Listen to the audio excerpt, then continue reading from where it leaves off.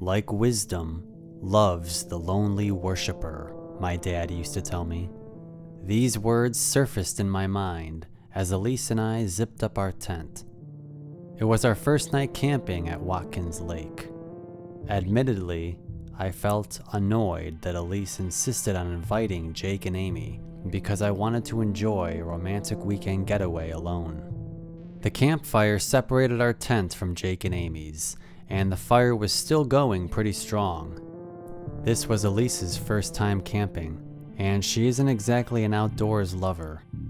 To set her mind at ease, I made sure we had enough light from the fire before we fell asleep. I suppose this is the part where I should tell you about the bad reputation of Watkins Lake. It's earned quite a name for all the grisly murders and disappearances of campgoers over the years, none of them ever being solved. The rumors ran wild. A ghost inhabits the area, a serial killer roams the forest for victims, and whatever else people conjured up. Before the drive up, I begged Jake not to tip off Elise, since it would have ruined the weekend. Those murders and disappearances happened years ago, and they can happen anywhere. I wasn't going to let an unfortunate series of events diminish the natural beauty all around us. We spent the day meandering under a green velvet canopy of leaves, and the sunlight warmed the cool air to a perfect temperature. The bark on the trees looked like fluted ivory, and the twitter of nightingales sounded overhead. Night closed in, and Elise and I lay in our tent, side by side, talking about tomorrow's plans. Suddenly, someone passed slowly between our tent and the campfire, casting a long shadow on our tent. I was in the middle of saying something to Elise, but the way the person moved so slowly, almost hovering, led me to call out. "Jake, do you need anything?" I asked. There was no answer. The shadow moved away. "Jake, is that you?" I said, still louder. "What's up? We're in our tent," Jake called back from across the way. Elise and I exchanged looks. She bit her lip, knitting her eyebrows in dismay and confusion. Who the hell was that? I thought.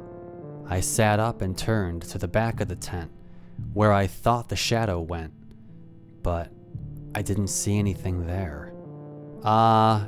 It's nothing," I called back, trying not to alarm Jake and Amy. I unzipped the tent slowly. "No, don't," Elise pleaded quietly, grabbing my arm. "Shh," I said, and I peeked my head out. All was still. I stepped out of the tent and surveyed the circumference of our campsite. Then, a rustling came from the trees just beyond the campfire, followed by the breaking of twigs on the ground. "Who's out there?" I shouted. Hearing this, Jake and Amy came out of their tent. "What's going on?" Amy asked, rubbing her eyes. "I thought I heard somebody," I replied. "We saw somebody," Elise interjected, still crouching inside our tent. A distant scream pierced the air.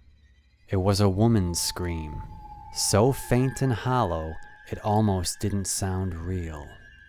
"Oh shit, I told you we shouldn't have come out here," Jake said, gritting his teeth at me. "What's happening?" Elise cried. "These woods are cursed. That's what's happening," Jake yelled. "And Aaron never told you all about the murders and the people who went missing, did he?" "What? What are you talking about?" Elise looked at me with misty eyes. Pangs of regret overwhelmed me. How could I have put her in this situation? And how could this be happening to us? Phone service out here was non-existent. So, after a brief debate, we decided to pack up and leave. As we gathered our things, another scream echoed out of the darkness. Again, it was faint, remote. as if it crossed over from another world into ours. We all turned around in a panic, scanning the black unknowns surrounding us. Before we could move, a loud laughter filled the air. It was a man's voice, low, husky, and plain evil. The tone alone led me to believe the person was clearly deranged. But what terrified me most was how close it was. So close, it could have come from behind one of the trees around the campfire. Amy bolted into the darkness. Jake shouted, racing after her with a flashlight.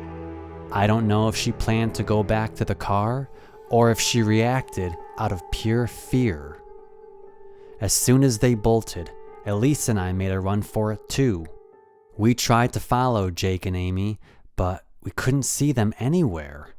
Our best option was to head straight for the car, and that's what we did. On the way, we heard for the third time the hollow scream of the woman, and my blood ran cold. Elise clasped my hand tight. She sobbed uncontrollably.